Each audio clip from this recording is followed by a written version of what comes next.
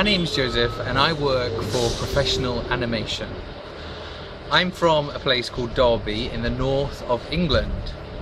I am 33 years old.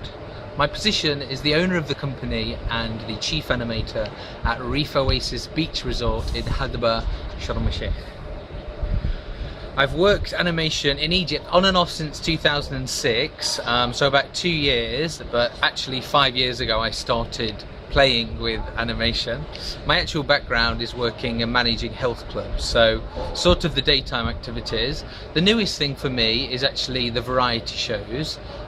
In the past I've worked on television, so I know how to present and things like that, but actually acting in the comedy shows and stuff like that has been a big learning experience for me, but something which I really love, and I think the guests like it because they laugh a lot at me. My skills for animation, I'm actually qualified in hotel management and I'm qualified in fitness, and I've actually got an acting qualification as well. So I've got quite a lot of skills that I've brought together which are quite good for animation. My biggest downfall is languages.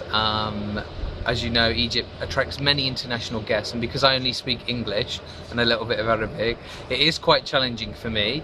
But when I find very skilled team members, it does help me to obviously make a really great team. Why did I choose to work animation? I was actually working in Egypt for a holiday company called Mark Warner, and I was working just as a sport leader, and I experienced an animation team performing in the evening, and they invited me to come and perform with them, and I just loved it. I just really loved it, and this made me realise, you know, that I wanted to stay here in this beautiful hot country and actually do this for a living. The reason I love working for Professional Animation, my company, is because there's many companies out there in Egypt that are working entertainment, and really 90% of these animators are really very good at their job. A lot of them better than me. But the problem that is, outside of the work, they're quite wild and they're quite ruleless.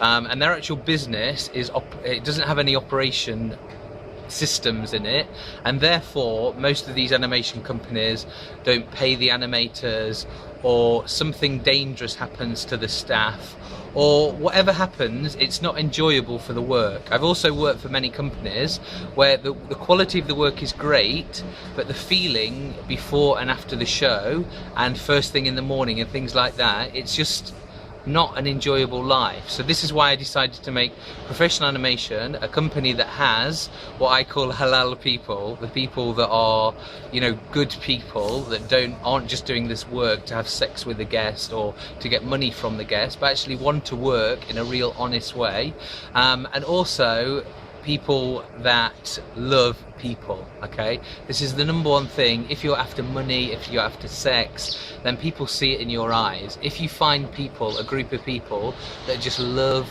people, really, it's a great feeling. And this is why I'm proud to say, I've never said it before, but this is why I have love in my team. You ask all my team, really there's love here, because we all love people and we all love our job, and we're not doing it for just to get extra money from the guests or just to get benefits from working with the tourist.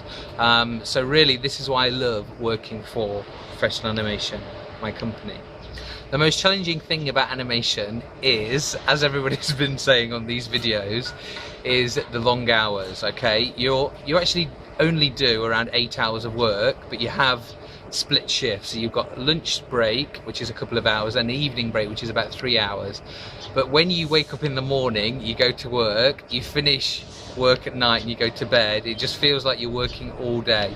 And as my animators know, you know, sometimes we have to do things in our break, sometimes we have to think about things in our break. So you really are working a 12-hour day, even though you do have these breaks. Okay, so that's the biggest challenge. Other challenges about working in Egypt, obviously it's not Europe here, and a lot of Europeans that come from Europe to work here are used to systems, that are used to what I would say is safety nets. Okay, if you get into trouble, there are safety nets there to catch you. In Egypt, in the Arab world, there are no safety nets. Okay, if you cause a problem with the hotel owner and you get kicked out on the street, you're living on the street, If you're new to Egypt, you've got no money, no friends, nothing. So living in Egypt really does teach you a great responsibility about yourself, and it makes you take care of yourself. So if you are having problems in Europe with your life, I actually think coming to work animation is a great learning curve. You can learn a lot about yourself, and most importantly, you can actually learn a lot about the world and what's out there and actually what matters in life. I don't want to bore you with my long story, but really coming to Egypt changed my life forever. You wouldn't believe how much my life has changed. So, you know, going to somewhere new and experiencing a different culture really will change your life. So please, if you've been living in a European city all your life and you've never traveled, get out there and enjoy the world, okay? Because it is there for everyone to enjoy. Why do I love Egypt? There's only one big reason, guys. Many people love Egypt for many different things, but there's one thing that many people will say to you, okay? It's hard to believe, but it's the people, okay? You will never visit anywhere. I know my global experience isn't big, but I've traveled many places in Europe, and I've been in many places in England, probably most cities in England, and really, the people here are different. Okay, I know you hear a lot of con stories about people marrying people for visas and people getting you into their shops for money and stuff like that, but actually 90% of the offers that you will receive, people asking you to come and drink with them, to come and eat with them, is actually pure friendship from the heart, okay, which you will not find, well, not, I'm not saying not, but something that's very rare in Europe and rare among strangers, okay? This is the biggest thing, strangers. So, for example, if somebody falls over in the street in England, yes, some people may help them, but most people will just walk by.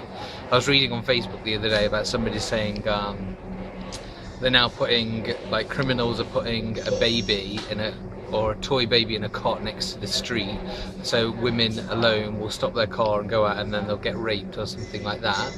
And this whole sense of fear, you know, people not following their heart because of danger, is really not a good thing, guys.